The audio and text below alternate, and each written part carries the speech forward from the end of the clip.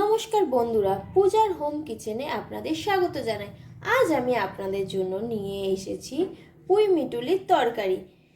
এর জন্য আমার লাগবে পুঁই মিটুলি, নুন, পাঁচফোড়ন, হলুদ গুঁড়ো, লঙ্কা গুঁড়ো, জিরে গুঁড়ো, কাঁচা লঙ্কা। আমি একটু সবজি দিয়ে করব, তাই কুমড়ো, আলু, বেগুন আর একটু চিংড়ি মাছও দিয়ে করব, চিংড়ি মাছ, আর সর্ষের তেল। গ্যাসটা আমি জ্বালিয়ে নিলাম।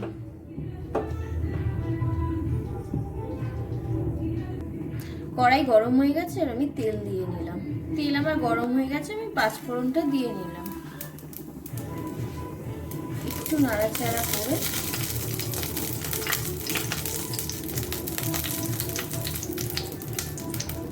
আলু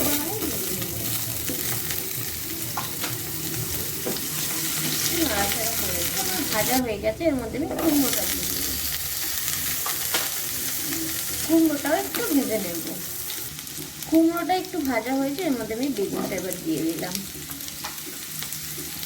আবার একটু নেড়ে চেড়ে নেব।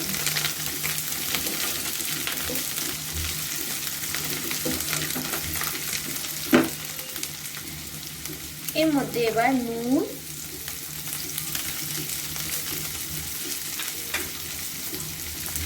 হলুদ গুঁড়ো দিয়ে ভালো করে আবার মিশিয়ে নিন।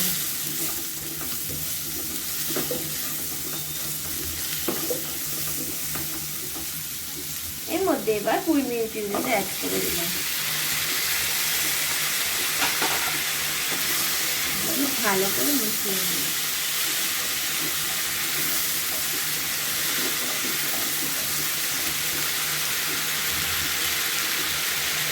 এটা একটু ভাজা ভাজা হোক, তারপর আমি ফিরে আসছি। এটা ভাজা ভাজা হয়ে গেছে। এর মধ্যে আমি আরেকটু হলুদ গুঁড়ো দেব, লঙ্কা গুঁড়ো দেব একটু, আর জিরে গুঁড়ো দেব। কাঁচা লঙ্কাটাও দিয়ে দিলাম। দিয়ে এবার ভালো করে মিশিয়ে নেব।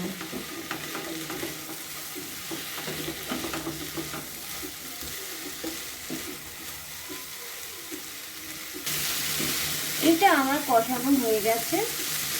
এর মধ্যে এবার চিংড়ি মাছটা অ্যাড করে দেব। চিংড়ি মাছটা দিয়ে আবার কষাবো।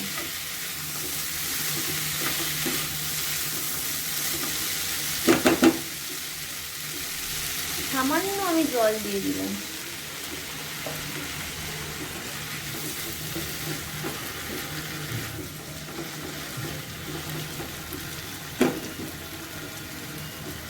এটা আমার কষানো হয়ে গেছে।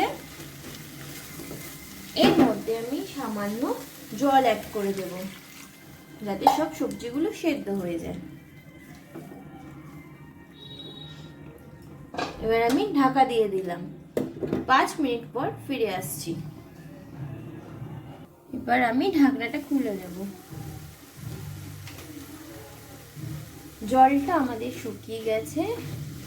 এবার আমি এর মধ্যে চিনিটা দিয়ে দেবো, একটু চিনি দিয়ে দেবো। দিয়ে আবার একটু মিশিয়ে নেব।